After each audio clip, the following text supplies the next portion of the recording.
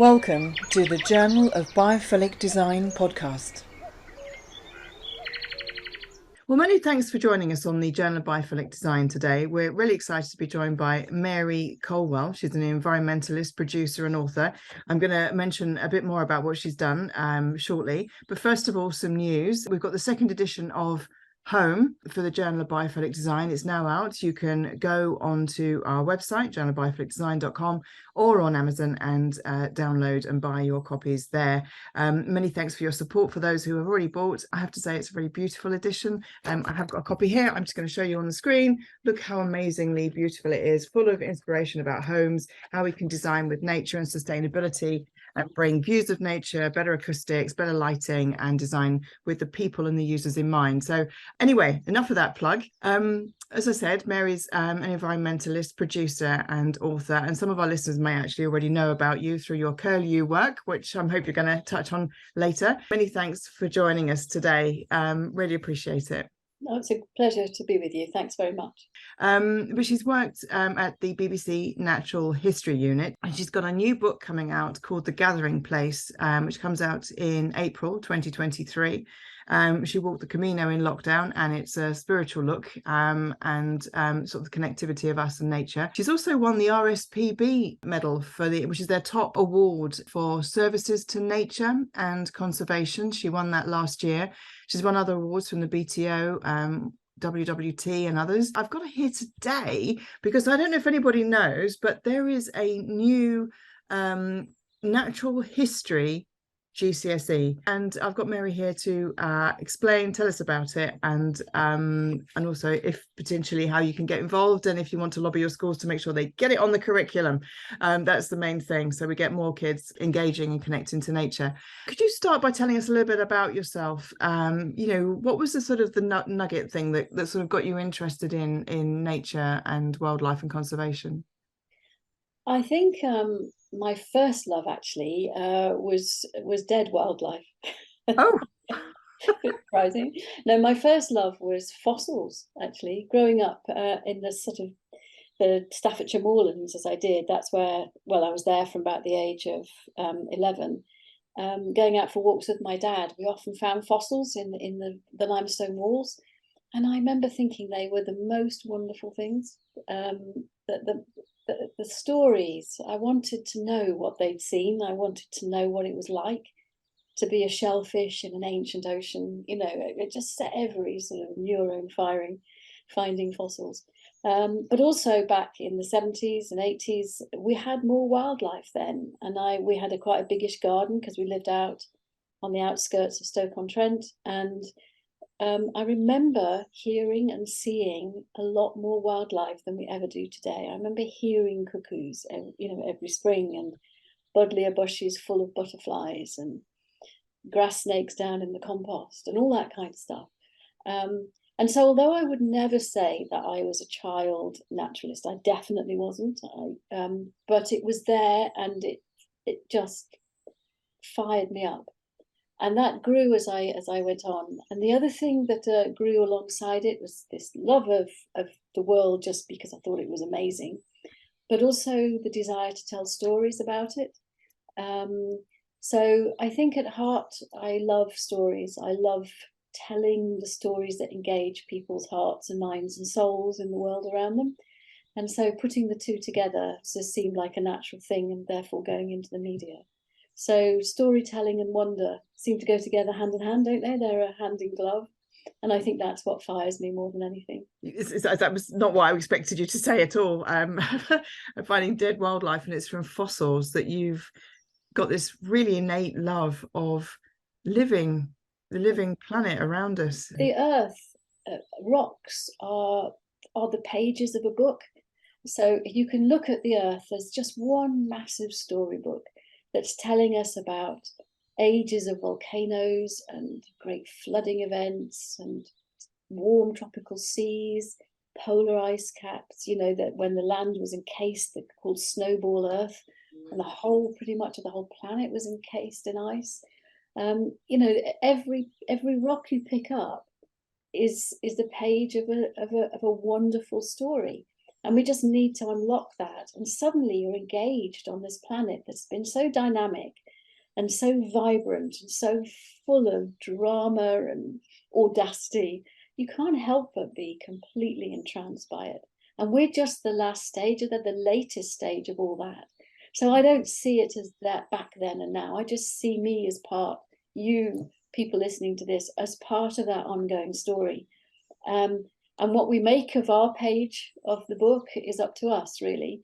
We can talk a bit about that, but we are writing a page of that great history of the earth. And you just have to leaf back in time just to be amazed and to hope that the future is we get it right. That's what I hope.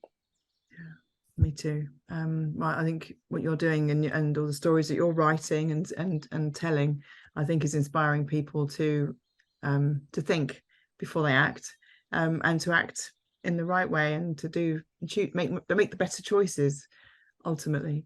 You mentioned when your description of when you were a child, you remember the sound of cuckoos, and I mean, I remember that. I remember, even I was in London, I was in North London, but we'd hear the sound of cuckoos, and there was so much more birds. I mean, I was fascinated by birds. I've always been. It's kind of, I don't quite know what it is. It's just the beauty and the freedom of it. And if I come back, I want to come back as a swallow, please.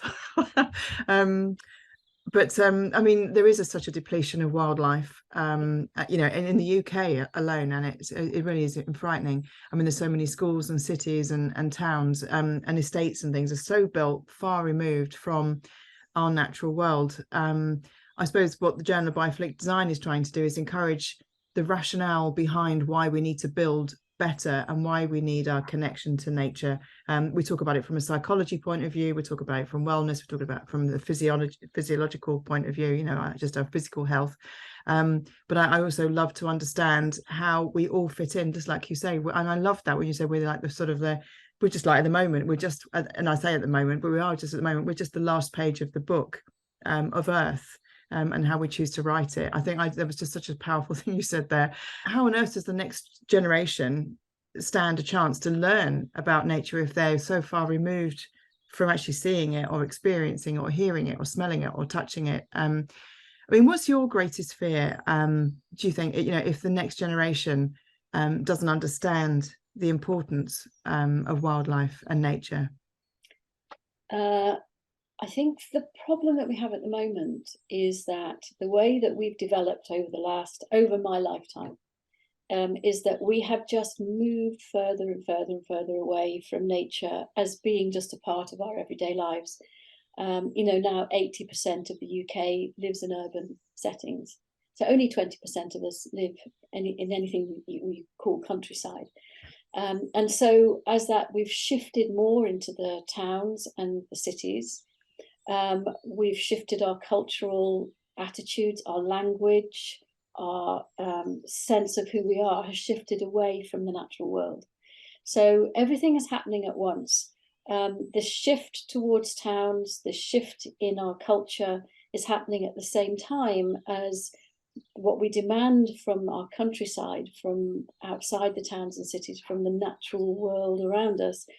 Those demands are increasing all the time. And so the demands on the natural world are increasing. The way we extract what we want from the natural world is getting more intensive and more damaging, and we're moving away from it. So all this is creating a perfect storm of disassociation, lack of emotional response, lack of emotional intelligence when it comes to dealing with the natural world. And the fact that I'm talking about the natural world as opposed to us is an example of how language has shifted. The natural world is out there, and you and I are in our human world, and human world and natural world for most people are separate. And I think that's my fear, that we're handing on to the next generation a fractured view of the planet, where people are sitting on the surface of it, almost sort of disassociated from the nitty-gritty stuff that goes on around us. And we just take what we want, it's a bit like a supermarket, and you walk around the trolley and you just take what you want. And there isn't even much to pay at the checkout when you go out. It all's given for free. And that's the world that we're passing on to the next generation. So what we have to do, I think, is re-engage with that wonder I was talking about at the beginning. Awe and wonder, everything starts with that childlike, wow. Everything starts with that. Everything starts with once upon a time there was, and you were right in there, aren't you, as a kid? You know, the giant came over the hill. Oh, and you want to know what happens next, you know. And all our children's stories, all of them, involve nature in some way. And yet, by the time they leave that childhood, we've gone into the much more mechanistic, much more human, much more results orientated world, which we then carry on in schools. So although biophilia and our love of the natural world is still in our children, it very quickly after those very early days gets kind of beaten out of us as we become more urban. So I think my fear for the future is this lack of connection, this lack of understanding, and this lack of awe and love for nature. And that's what I'm passionate about putting back. Not just me. There's lots of me out there. What we're all of us in the conservation nature world want to do is to bring everybody together under this big green umbrella and say, be as involved as you want to be, but don't ignore it. You know, just be as part of the solution as much as you can. Not everyone can do everything, but just care. You know, just care. That's all we're asking. Care about it. That's lovely. The people often quote E.O. Wilson as like kind of the one who kind of really advocated biophilia and made the word biophilia and the term biophilia popular. And I think sometimes it can be a bit disjointed. People think, oh, it's about, just bringing it into the built environment. It's just about design. It's just about that. But, if you go back and read his book, he was fascinated by ants. He was fascinated by ant colonies. He was fascinated by how everything was interconnected and how we can learn from it. When obviously there's a whole biomimicry movement and sort of the science behind all that, which I find fascinating as well. But the way you phrased, the way you've described how we are all part of the same thing. Like you say, there's us and then there's the outside world. It's actually no, we are part of nature. We are nature. We are one. We are all one. I mean, the Descriptor review emphasised the importance of learning about biodiversity and ecology at all levels of education. And I interviewed Dom Higgins, Health and Education Director for the Wildlife Trust, and a few weeks back, and I heard from him that you are campaigning and designing a Natural History GCSE. Can you tell us about it, and what's your sort of hopes and ambitions for the course? What do you hope it's going to do? Well, the work the very good work, wonderful work actually, that's been done at the University of Derby by Miles Richardson, Nature Connectedness Department. They have shown, they gather all the sort of information from around the world and have shown very clearly that by the time children reach secondary school, there's a marked drop off in connection to the natural world. You're pushing against an open door at primary school, really. As we've said, kids just go wow and want to know. By the time it gets to secondary school, what happens? It becomes uncool, it gets crowded out, it becomes very academic, it gets squashed into biology or geography and sort of sidelined. And that's what we've got to change. If we want these nature literate, engaged and eco-sensitive subjects of this planet, then we need to start helping fill that gap. So you drop off at the age of about 13, and Miles's work has shown that you don't really start to engage again until you're in your 30s, late 30s. That's a long time to lose a whole lot of people who are full of energy, full of ideas, and full of passion. If we get all old and jaded like me, that's when you want them out there and doing stuff, And so I couldn't work out how we were going to fill that nature gap in society. And we all go to school, love it or hate it. We all have to sit exams. We all get pushed through a system. So at least this is one part of the solution. Let's put it back into education. Let's make the GCSE in natural history something that's there for everybody, and it doesn't matter what your ethnicity, where you come from, how you identify. It's there for you to engage with, and that's why putting it into the school system is so important. Not just make it an after-school club, something you have to pay for outside of school. It has to be open access, free to all, and for everyone to engage with. And if it's taught well, and if it's taught passionately, and with this, not just as a sort of dry subject, but with this wonder, then I think we'll start to produce the kind of citizens that can begin to make the decisions we will have to make as the decades roll on. Because we all know, and we've all heard from the COPs recently, we're looking at a very difficult time ahead. And it's these young people that are going to have to live in that difficult time. And if they're going to make the right decisions, not only for people, but for the planet, we need them to be a lot more knowledgeable, a lot more engaged, and a lot more connected to this planet we live in.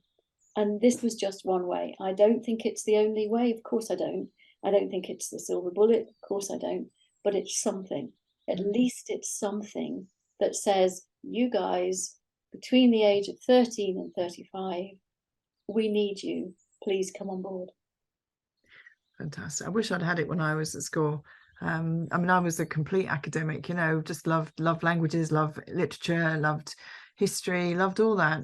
But there is definitely a place, there's always been a place in my heart, and you know, for nature, and to learn about nature. And I was also interested in geology. I'm interested in trees and sort of all the science behind it, as well. So for me, that would have been amazing to have had that, and I would have studied that alongside, even though probably people would have perceived me as an arts student and languages and stuff. But I hope when they do introduce it onto the curriculum, that it's not like, oh, that's part of the science and you have to do one of those and two of those and three of those, like it was in my time when I was doing my O-levels. I hope it's that anybody can pick it, because that would be the ultimate. I mean, obviously you've got to get it on the system first, and then you can kind of can push it across. But can you tell us a little bit about maybe what the course would cover, so to kind of give us an example of what people would learn? What the idea behind the course is that everybody who takes it will get an introduction to what it's like to study the natural world.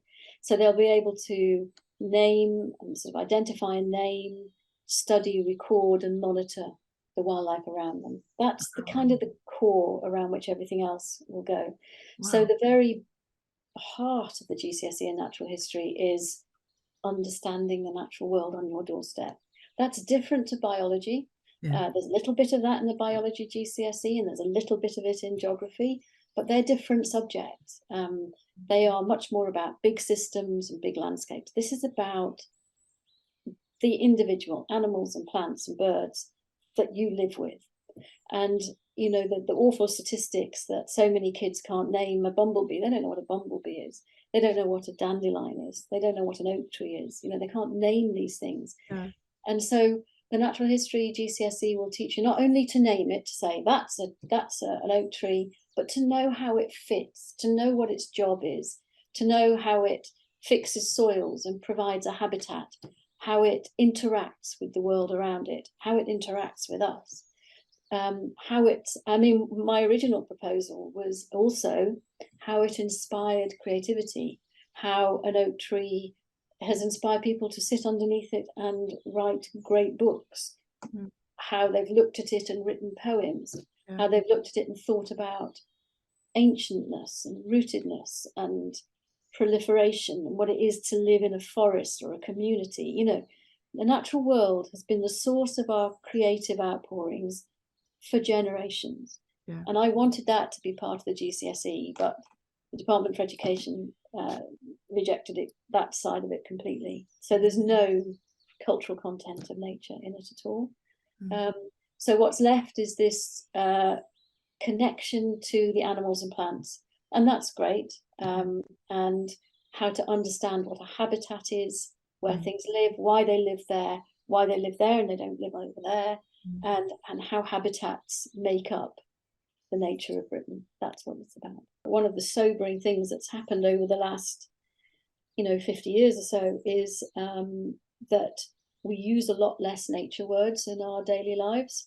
So Oh. a study showed since the 1950s, nature, the use of the word, well, the use of nature words has dropped off dramatically in fiction, poetry, song lyrics, the arts in general. So nature appears a lot less often in literature than it did in the 1950s, for example. At the same time, the use of personal pronouns, me, I, mine, has increased by 50% in our language that we use on a day-to-day basis. So we've become much more inward and individualistic, and a lot less community and open to the natural world. So that's what I mean. It's showing up in our culture as well. So even more important, I would have thought, to make that connection live again. So, and allow young people to not only go out into the local park and study an oak tree through the seasons, study what birds use it, study what insects are on there, study how it interacts with the park around it, you know, what uses it for shelter, what's the soil like underneath it, all that stuff. They could do that. But they also go and sit down and look at it and write a poem and write a whatever it is that fires in your brain. That oak tree says so much to me about family and the longevity of life and being stable, being rooted, being calm, being an object in a landscape that doesn't change as the landscape changes around you. All those things, and you suddenly start thinking in a different way. So it's a tragedy that it got taken out. It's a tragedy, but it was given as a red line, so there was nothing I could do about that. Yeah. Hopefully the teachers who are doing it will have that heart anyway, and well, hope so.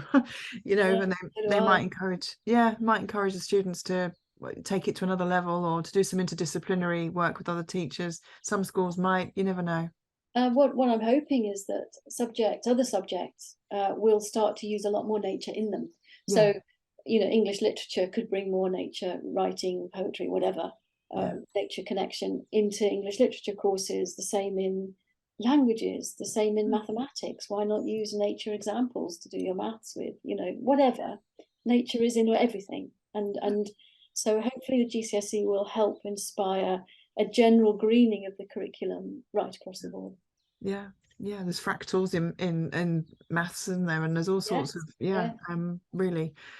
Can you because I've got you on here and you are an expert in everything to do with the natural world, so can you just because I'm as I said to you before we started recording, I am a total nerd. I am a nerd. It's official. I have nerd on my t-shirt. Can you give us an example maybe of something they're going to learn, or that they could learn in the GCSE, that would kind of sort of raise eyebrows? And obviously if anybody's listening to this podcast, they'll kind of go away and they might go, you know, they'll be saying, oh, there's a new natural history GCSE, and they might remember this fact down the pub or in the coffee bar. Sorry, I shouldn't encourage drinking. There's lots of lovely examples where you think, no way can that happen, you know.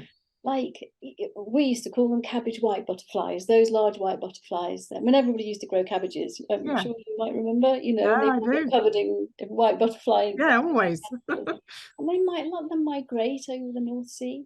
Butterfly, exactly. So, you know, it's that kind of example, that a migrating butterfly, migrating bird, yes. Even little tiny birds, wow, you know, but a butterfly that gets, you could blow and it would sort of go spiraling through the air. Across the North Sea. How does it do that? And we get influxes of painted ladies from Europe, you know. And I love the idea that the grey, wild North Sea has these lovely orangey butterflies sort of skipping along over the waves and heading for our shores. And it's that kind of thing.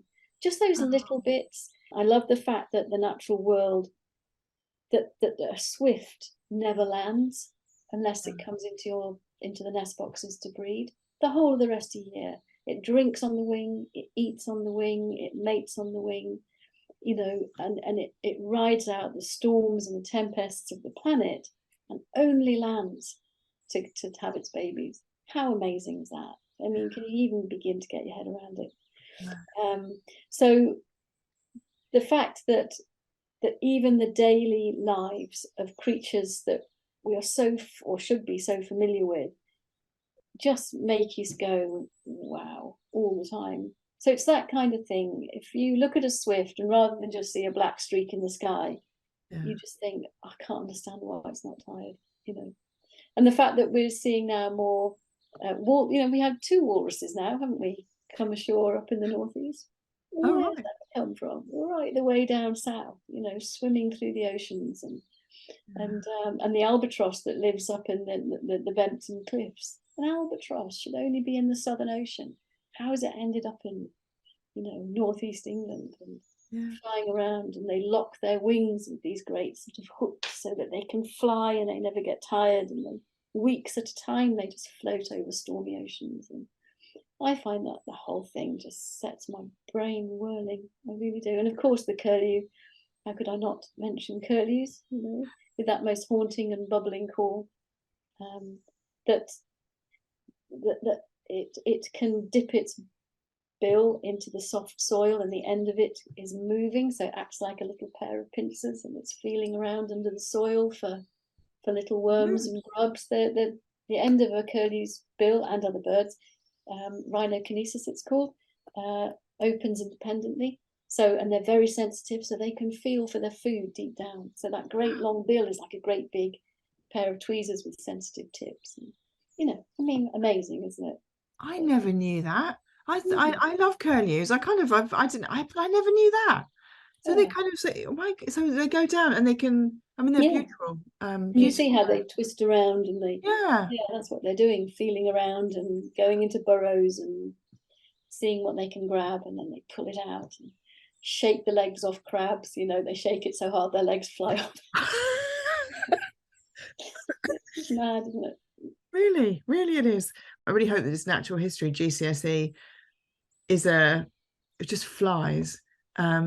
You know, I mean, you think about the scientists who are using biomimicry. I mean, you mentioned about the curlew, and you know, even just being able to, you know, if you're doing exploration or excavation or something, to have something that's really, I mean, they've probably got something and they maybe have used that and they knew it, but you know, to have something hard and curled that will go in, and then that's something that's flexible at the end that can identify and search, or you know, using nature to inspire solutions, you know. And I think that Biophilia magazine, you know, using nature, being inspired by nature to help us live really full and fascinating and very beautiful lives.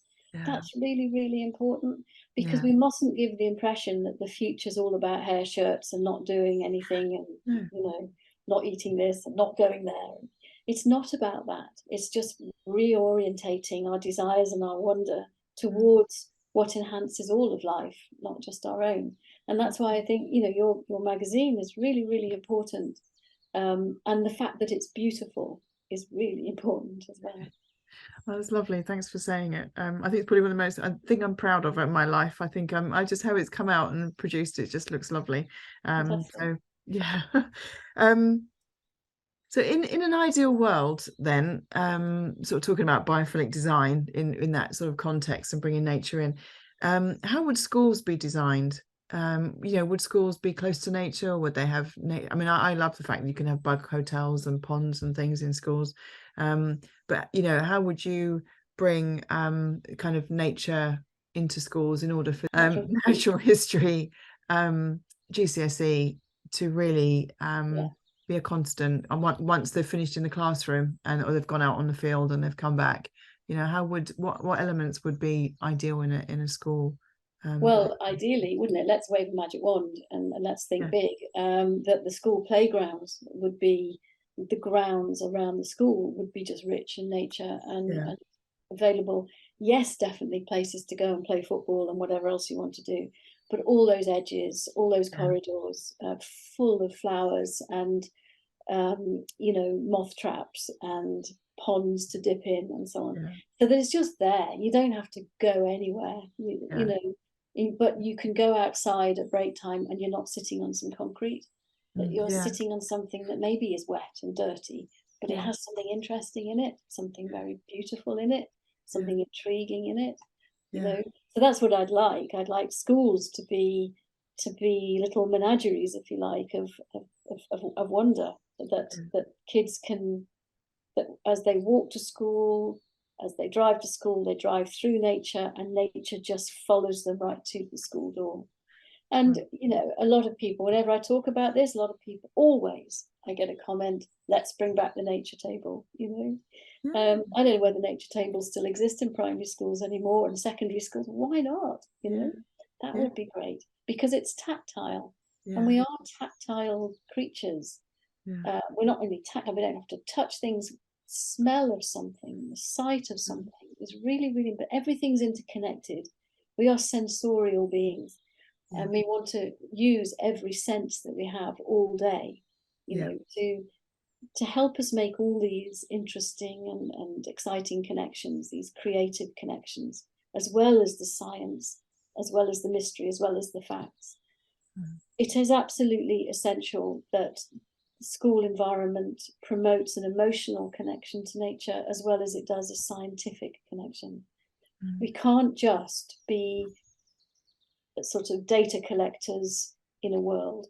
We have to be emotionally connected to that world, emotionally engaged in it, emotionally sensitive to it. And we need some of the best designers to think about what does that look like in a school setting. And I would imagine all the harsh lighting, all the strange colours, all the sort of squareness could do with all softening out and being a lot more imaginative in how we make people feel. I don't know about you, but you walk into a brightly lit square corridor which has nothing but metal and hardness in it. Changes my state of mind. And I'm sure that does affect kids in school as well. I sort of my sort of personal fascination is with healthcare, and you think about these sort of healthcare environments where it is so sterile. I mean, naturally it is so sterile, but it's like it's not softened even by colorways or by patterns on the wall or views out to nature. I mean, there's more and more happening, but it's not happening quick enough.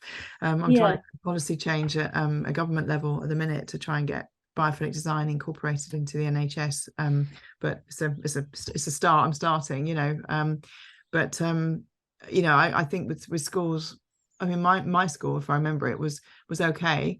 We had playgrounds and things. My junior school had like sort of lots of trees around it, but it was like concrete, you know, inner city London school. But there were trees, there were lots of trees, and there were birds, and obviously because of the biodiversity was richer then. You know, obviously if it isn't there now, we need to bring it to us. So we need to bring the bug boxes in, and we need to bring the bee things. I mean, I don't know if there's like an ideal, if there's a school that's been designed that's like a kind of an exemplar of like the perfect kind of biophilically designed school. You know, if there's anyone listening, please email me, write in editor@journalofbiophilicdesign.com. It's such a good idea. You probably would find maybe private schools have a bit more resource to help with that kind of thing. State schools probably don't. So I'm sure that it does exist somewhere. And the interesting thing is it doesn't have to be out in the countryside, does it? As you said, you grew up in London, and you know, there are some wonderful things in London, some great nature in London that probably more than in some of the sort of barley barren fields out in East Anglia, you know. But there's these great concrete deserts of intensive farmland. So we've got to change, we've got to welcome nature into our homes wherever we are, whether in the middle of the city or out in the countryside. And we've got to be prepared to live with it, to put up with some of the inconvenience of it, but to know that the more of it that we have around us, the better we're going to tackle the issues that we're all facing. Absolutely. Well, Mary, I am going to ask you my final question I ask everybody about the magic brush of biophilia, so like as a thing. But is there anything else that you would like to add before we get there? I think everybody can do something, and whoever's listening to this, they say, well, it's all very well, you know, but what do I do? Everybody, every single person on this planet can do something, whether it's through what you buy, or, you know, getting a bit more educated about things, or joining, you know, supporting organizations. But on a more personal level, pick something to love in nature and just love it. Just love it. Just love something to death. You know, it's the wrong phrase. Just love something to life, like I did with curlews, maybe. because everything is connected to everything else. So my passion for saving curlews isn't just about curlews, it's about everything that lives. It's about the meadows and the moors and the coastlines that they live with, and all the creatures that live with them. So pick something to love. It can be anything, and love it. Just give it your all. Campaign for it, care for it, find out about it, promote it, raise awareness, draw it, write a poem about it. Just get engaged on that emotional level with something, and you will be amazed at who comes and stands by your side. Beautiful. So Mary, final question that I ask everybody on these podcasts. If you could paint the world with a magic brush of biophilia, what would it look like for you? It would look colourful. It would look as though it moved a lot, because things would be moving. I look out my window now and not a bird, I know it's raining, but not a bird in the sky, to be honest. I want movement, colour and sound and smell and activity all around me. That's what I would want. Thank you for listening to the Journal of Biophilic Design podcast.